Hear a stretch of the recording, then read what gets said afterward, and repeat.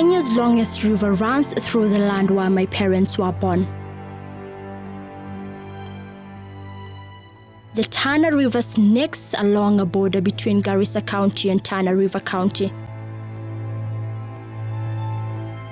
It separates northern Kenya from what many Somalis call down Kenya. A Kenya that for decades they couldn't identify with. A Kenya with its own history. But we have our own history too. My name is Iqra Salah. I am a journalist from the Somali community. My family is from here, but I grew up in down Kenya. I have seen and experienced mistreatment because of my Somali heritage. I've been asking myself, why us?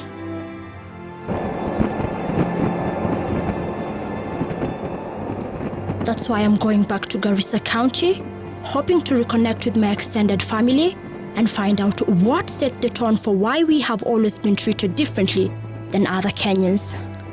That's led me to a part of our own history that's slowly being forgotten.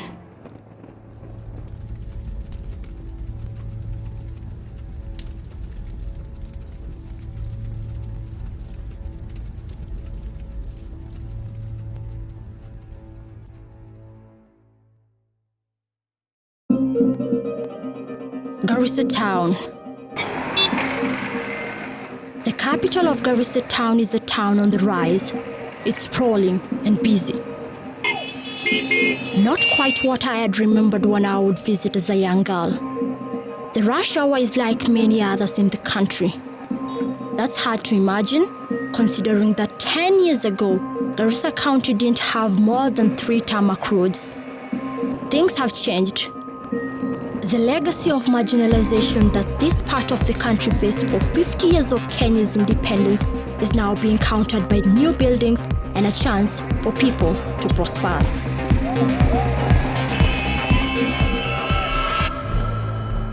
But the treatment of the Kenyan Somalis, chiefly by the Kenyan police and armed forces, hasn't changed all that much. This footage was shot in April 2014. The police were out in force on the streets of Nairobi in an operation to allegedly weed out Somali refugees. What came of this was days of harassments and arrests, and a treatment of people based on identity that the old and the people my age can identify with. One such person is Isaac Mohammed, a taxi operator in Garissa Town.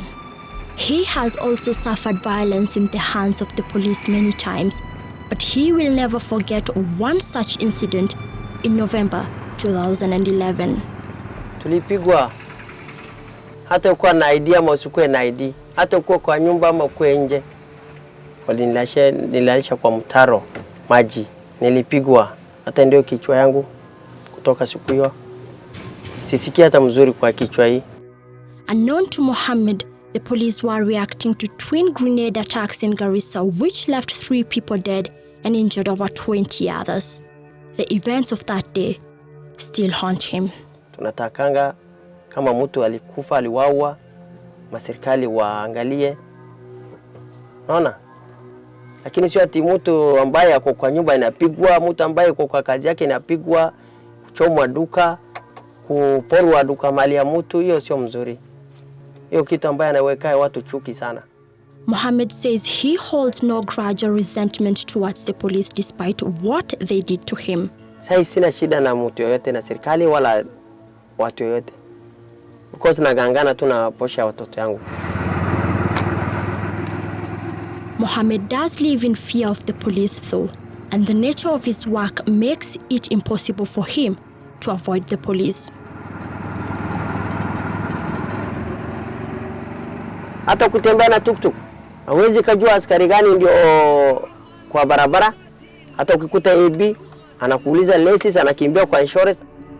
During my stay here, I witnessed multiple scenes of what looks like harassment by the police.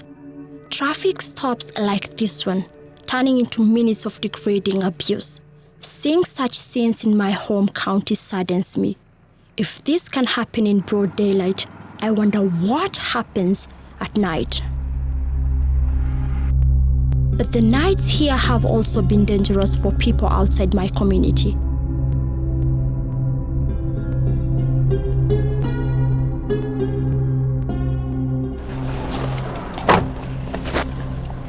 We have decided to do a night patrol here in Garissa town so as to see how things are.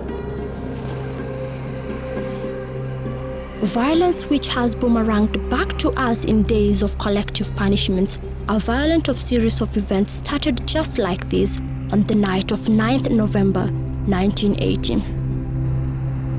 On that night, which was a Sunday, a group of civil servants were gathered at a popular joint in Bulla Karatasi, one of the villages in Garissa. The place was favorite to many government workers. At around 8:30 p.m., everything changed. Without warning, a group of armed bandits raided the bar and opened fire. Those who could run, ran, but others were killed where they stood. By the time the raid ended, 5 people lay dead. They were identified as Devo Pio, a personnel officer in the office of the Provincial Commissioner in Garissa, Gerald Monzia, an employee of the Ministry of Works, Paul Langat, a game warden, Frederick Haule Bondokufa, a graduate teacher at Garissa Secondary School, and Osman Salale, a Kenyan Somali. The Standard newspaper of November 11, 1980 reported that the bandits then set several houses on fire near the scene of the shooting. They were led by Abdi Mudhowe, a man the Standard called a notorious shifter leader. I knew him because he was married to my cousin. He was married to my third cousin. A nice, very simple, affable guy who was in Garissa, but he was a poacher. Story has it that they crushed his manhood. And he said, I have nothing to live for, and I'll keep on seeking my revenge until I die. He had no mission other than to exact revenge for the torture that was visited upon him. The government's response was swift. That same night, the then Northeastern Provincial Commissioner Benson Carrier declared a state of emergency in the entire province and placed the area under a 12-hour curfew from 6 p.m. to 6 a.m. Now that night is when all hell broke loose, and the whole of Garissa town, there was an operation on Garissa town. So many people were killed. They were killing, soldiers were shooting anything in sight. They took the whole of the town and brought them to the Garissa primary school grounds. Every Somali, civil servant or no civil servant, politician, businessman, all of them headed into those grounds.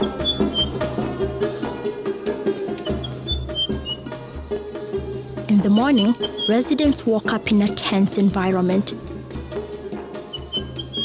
Dubat Ame, a highly respected Somali elder, was one of them. He is the current chair of the Kenya Livestock Marketing Council. He was in his late 30s at the time. In the morning, there were military Land Rovers with loudspeakers. They said everybody should come to Garissa Primary School. I remember when I walked from where I slept, which is not very far from the Garissa Primary, I actually developed fear. The army, which is supposed to defend us from external forces, mounting 3-4 Land Rovers, going around calling people to come to primary school, I did not receive it well. Dubat obeyed the orders anyway. He was among the thousands who were rounded up in Garissa Township at the neighboring areas for screening. He offers to take me to Garissa Primary School. Mimi nataka kupeleka wewe mahali nilikuwa. The field wasn't as nearly empty as it is today. After a brief chat, we head to the spot where he remembers to have sat. I was here, and then in the morning, are you seeing how direct the sun is? This is the place I was sitting among many people. In the morning, we were told to face the sun. And then when the sun changed its course to the west, we were also told to face the sun. Earlier that day, the then Minister for Internal Security, Gigi Kariuki, told journalists in Nairobi that the government had declared an all-out war against the shifters and that the security forces were determined to contain the situation. Dubat and his fellow residents remained in detention. The sweltering heat and hunger began to take a toll on some of them. For you to be without food and water for 3 days, for two days, and of course, people came out of their houses 6 a.m. That means they did not eat anything. You make your own calculation. Don't you think the weak ones will die? I remember several people died. The Truth, Justice and Reconciliation Commission found that the security operation resulted in the massacre of hundreds of civilians. The commission also implicated security agents in torture, brutal beatings, burning of houses, rape and sexual violence, among other atrocities. To cover up the massacre, the security agents disposed of the bodies of those killed into Tana River, where they were either eaten by crocodiles or swept downstream, never to be found again. Details of what transpired during the massacre are still fresh in the mind of someone very dear to me. So to get the whole point of what really went on that fateful day, I'm headed to my grandmother's place, who was also a victim of that massacre, to hear what her experience was and what has been on her mind since that fateful day.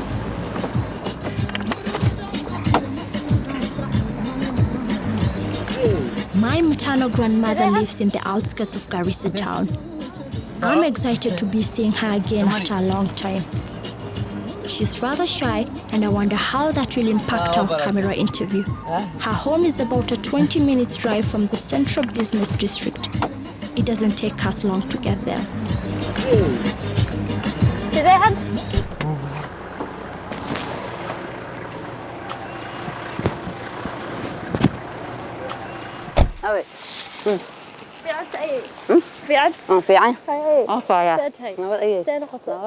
My grandmother has always loved cleanliness, a virtue I believe she passed on to me.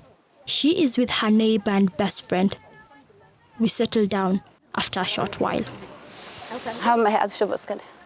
I ask her what she remembers on the day military rounded up residents at Garissa Primary School. بس قبل ما أنا لا كحيو أنا قبل نافذة هوية يا بريد الله هذا الشيء قبل السماء ركتين هوست على النافذة لقنت الجوان كعمها الجوان وأنا لا كحيو مركب كمان جدا أنا لكي مني مركب بقى يا جوجي ماشي ولا جوجي ده يا جوجي ده كلا أكتر إلهي عدل ماشي مركب ده كلا دمان هيا قاعدي أون المهي وحلا هلا كسلاي العانت حاملة ده ماشي أكون أشياء قبلها ماشي الوقوف صدق. Grandmother was lucky. She did not experience any sexual violence, something she still thanks God for to date. She recounts to me what happened at the popular bar in Bulla Karatasi. The bar was owned by a woman called Wanjiru Kibobo.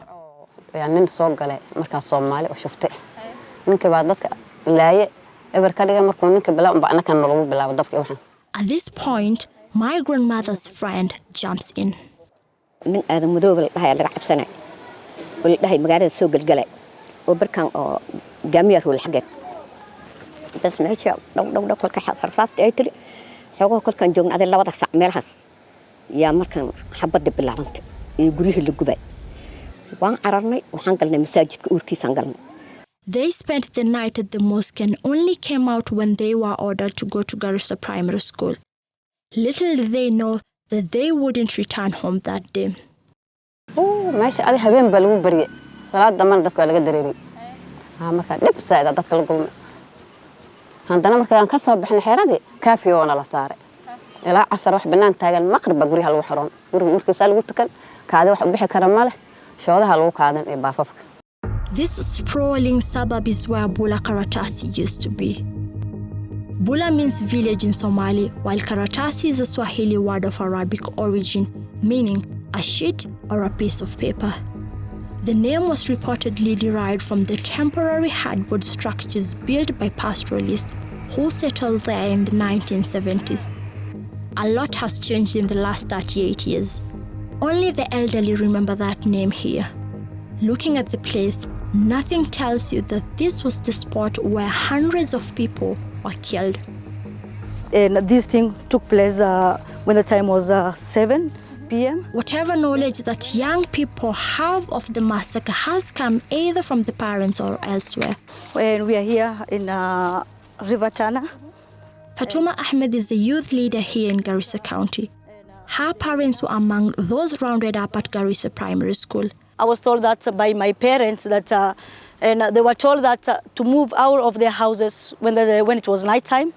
But later on, some bullas came out and they were taken to Garissa Primary grounds. They were being tortured by the security team, and till they were even taking their urine as water, as the source of water, because they didn't have anything to eat.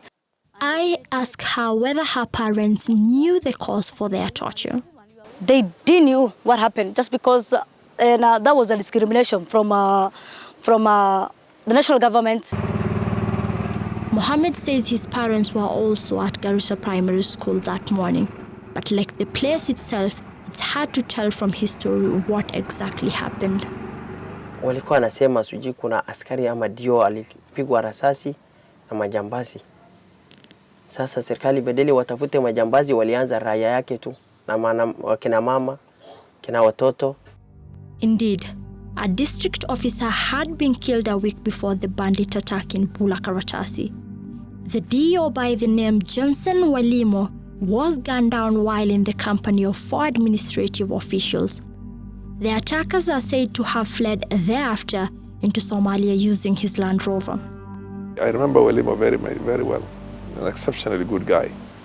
I mean, a role model for us those days. I mean, civil service used to be those days a treasured, prestigious body.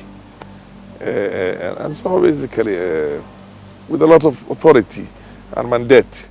Not long after the DO was killed, the then Provincial Commissioner Benson Carrier gave Garissa residents 14 days to produce the who had killed the DO.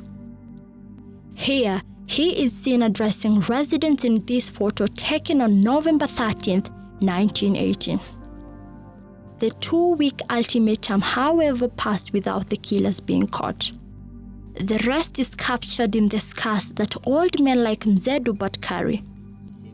It bothers me just how little people my age know about this day.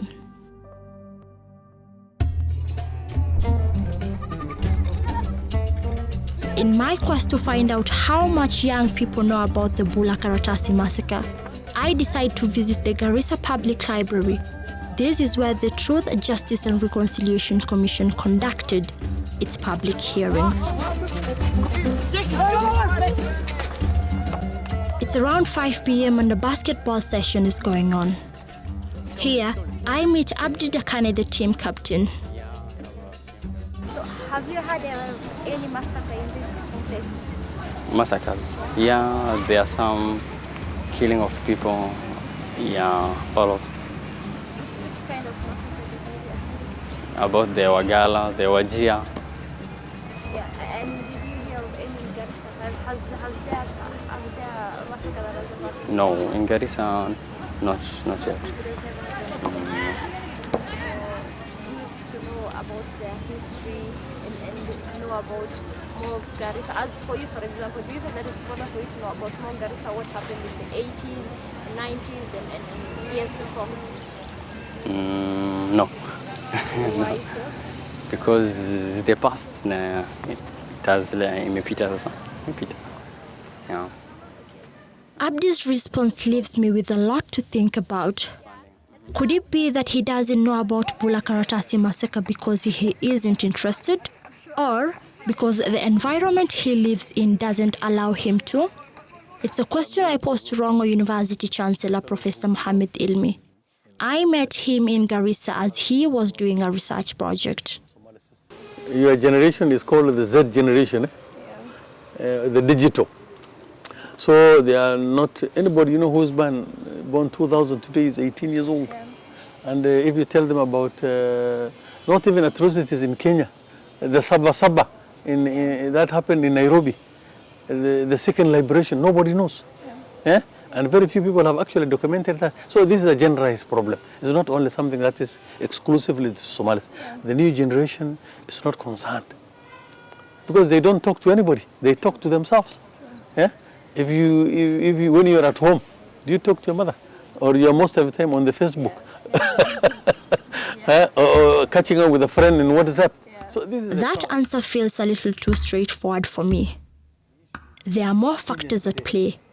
I learned this from the minister in charge of tourism in Garissa County during a visit to the Community Cultural Center. This is called cord, and it's usually tied on the neck of a camel. The purpose is to guide the camel. It's not all of them. You will only fix the one, which usually is the one guide. You know, in an animal, you usually have one which is always good in guiding the others. So when they walk, it makes sound like this. So it guides others also, they follow. And in case sometimes they disappear, and the herder or the camel herder could not find the animal, he traces the animal through the sound. You know, what they hear, you can hear, and you can follow them, so they can retrace them. So it's very important. And the purpose of this center is to promote and retain our Somali heritage. This one is used to put on the shoulders by men. Every clothes have specific function for specific events. And every Somali, akiona tu nguo anajua this person is going for certain event. So it have a lot of communication. So this is what you call communication through visual communication. You communicate by the way you dress. Besides the cultural center, the county government has established cultural programs in schools. So why we are choosing schools and to introduce is because at that age, if a child appreciates their culture, then it will be easy for them to sustain. But that is not enough, according to Fatuma Ahmed. We don't have those sites whereby at least we can go and learn more about the background of our region, the background of our counties. Yeah. It's important. Yeah, it's important just because we know nothing about our ancestral nini. Because we used to hear that there was a Garis Guai. Yeah, that time of Garis Guai. We only hear of Wagala Massacre, and yet we have nothing to say that or to argue with and say that it's ABCD. It happened on this in this year, and ABCD took place, and who did ABCD? We cannot even argue. They have a memorial. They have a memorial center for Wagala Massacre. For us in Garissa, we haven't have one. But I think it's something that we are likely, obviously, we must discuss and establish a memorial center whereby people, when they come, they can remember. Currently, we don't have it. People know it through words of mouth that we have in this place. People who have been massacred. You know, when you have a physical building, you can ask, this building is for what? Then you can get us, and then you can develop the interest to know more. I think it's a very important thing we must start and establish. That establishment, however, is subject to the county government's priorities and availability of funds. When people lack basic things, it becomes difficult to invest on establishing historical sites. I think one of the factors why we don't have this thing is our priorities currently, tie our hands. When you lack water, you cannot talk of having a historical site. But definitely, I know this thing time will come when you have, when we clear with other priorities, we may have establishing historical sites for whatever reason. But the important is that everybody should know the history. But lack of historical sites isn't the only hurdle facing young people in Garissa County. Official documents of the region's history are largely non-existent. Professor Mohammed Ilmi partly blames it on illiteracy. This area has a historical marginalization. So the level of education, illiteracy level here is about 70–80%. So if you have 80% people illiterate, who's going to write? The only people who can write that history are the Somalis themselves, academics from the Somali community.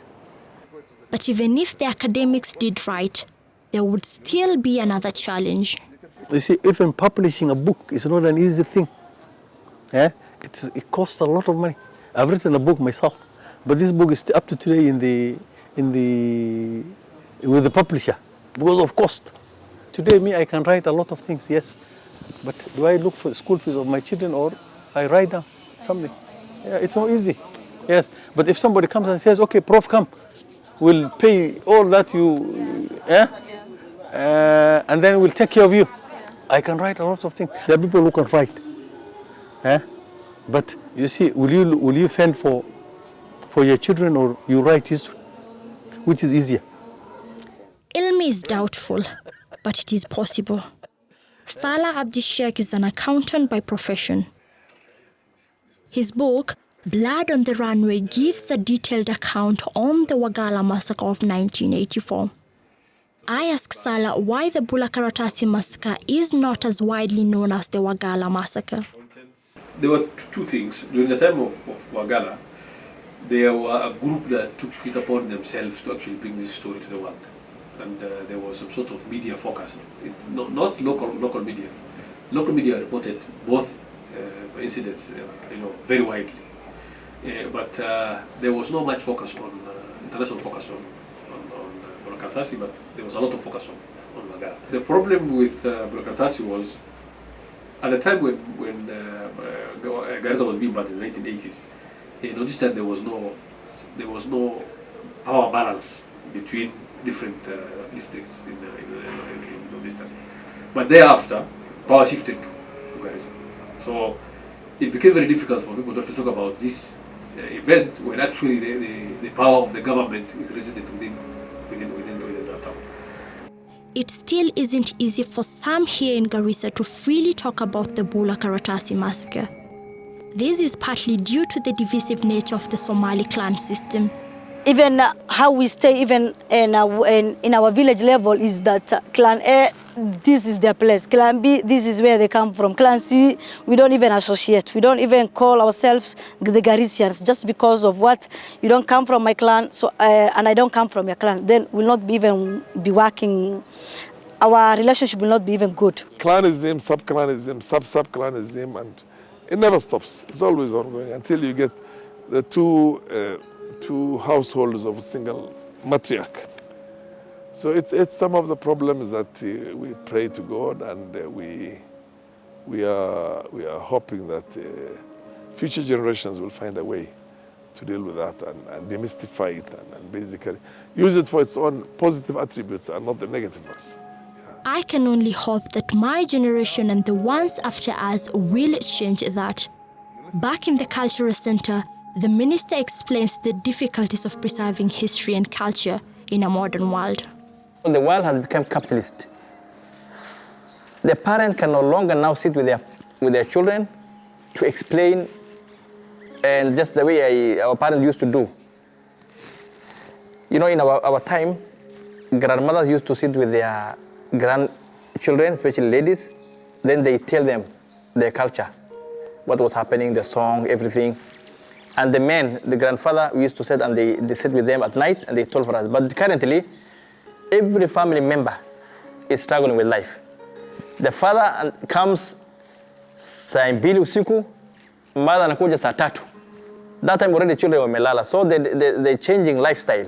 Well, I'm just like any other ordinary father who has no time, but I try my best. My children are not identifying themselves as Somalis. They're actually Kenyans. Their friend is in Njoroge, Wanjiro, Odhiambo, and even there's no Odhiambo, there is Odis. Yeah, I know. It's the same issue with me. I didn't used to recognize myself as a Somali because I grew up there and stuff like that.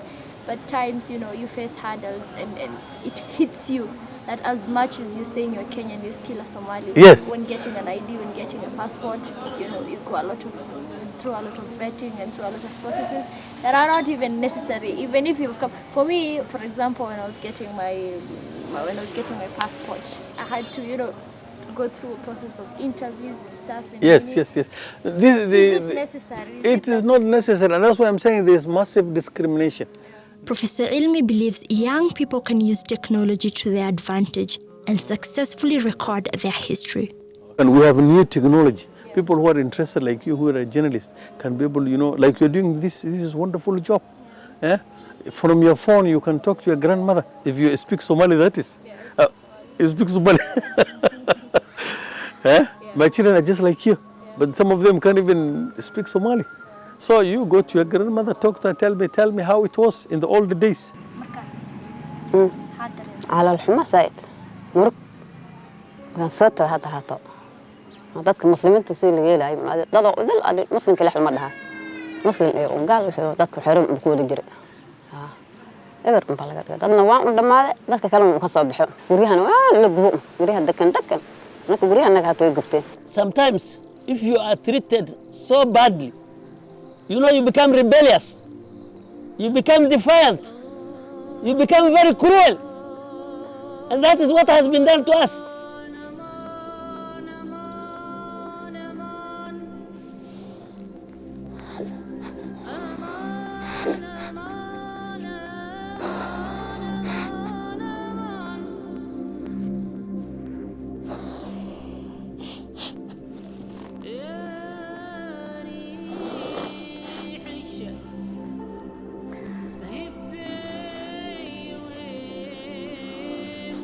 solkaariyo nin leh dadka gubay ben solkaariyo ayaa la dhahay nin gaduudan oo hadda aniga ka soo duqay. Karia was the then Northeastern Provincial Commissioner. I called him to seek his response to his alleged role in the massacre. Hello, can you hear me? My name naitwa Iqra Salah. There's a story I'm doing on Garissa Massacre. Na nimeongea na watu kutoka Garissa and wameshinda wakitaja jina yako and they were saying that you were involved in the massacre in 1980. Uliza also the president. You are the PC, right? If you have anything, okay. Any questions concerning provincial administration, contact permanent secretary. Our experience as a people over time, however, is also laced with moments of pain and suffering. We started our existence as a nation seeking to establish our sovereignty and territorial integrity. In the course of this struggle, lives have been lost and property was destroyed and civilians have suffered.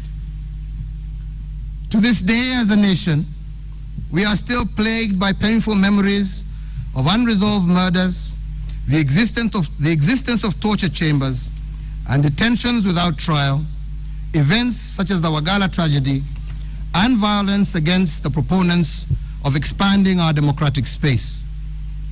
And all actions that have at times failed to recognize the civil and human rights of Kenya's citizens. These have shaken the nation, excluded some Kenyans from the full promise of citizenship, and fractured our national fabric. That apology must go with something else. Apology is just, I'm sorry, it's not enough. Is this position, I think it's a policy position where they don't like to acknowledge the errors of the past. The president the other day said he gave a half-hearted apology. He said there will be a compensation, but nothing has come out so far. And then we'll just go back to the same position.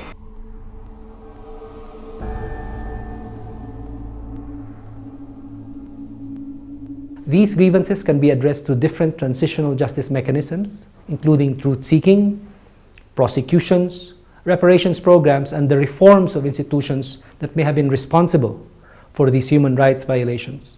Without addressing these grievances, these violations could recur, and these violations could lead to violence and conflict.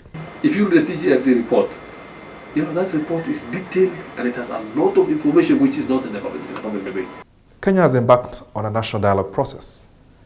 This process is important. It's an extension of the truth, justice, and reconciliation process that began in 2008 after the 2007 post-election violence. Through this national dialogue process, we hope that we can reach out, that Kenya can reach out to communities such as those in Bulla Karatasi, who have suffered exclusion, who have suffered marginalization, and who have been victimized over the years. Through the process of national dialogue and reconciliation, it is important for such communities to at least receive not only reparations, but that they can be assured that there will be non-recurrence of these violations.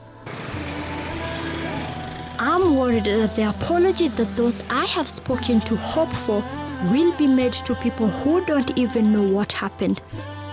Mzee Dubat is struggling with another question. Can he forgive what happened?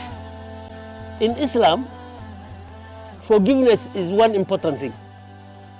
In our religion, we say if we don't forgive one another on the earth, God will never forgive us. If we don't feel mercy for one another on the earth, God will never feel mercy for us. In Islam, there is a lot of provision for forgiveness. In fact, those who forgive, we say those who forgive the offenders, God will forgive them. But this one, I don't know whether, you know, when you forgive somebody, if you have my 5 shilling debt and you are unable to pay, you say, Mzee, I'm unable to pay your debt. Can you forgive me? And then I forgive you. You know, forgiveness comes after admission. The Mau were compensated the other day by the British. Despite the... So I think physical compensation is good. At the same time, there must be communal compensation. That can be done, hand in hand. If you have lost your father, then it's only fair that you're compensated. Better schools, money as compensation. These and more might make the path to forgiveness less difficult. I have learned that there is more than one answer to dealing with what happened in Bulla Karatasi. I live here knowing what happened, hoping that my community will finally get justice, but worried that the river between our two Kenyans doesn't wash away memories that have made us.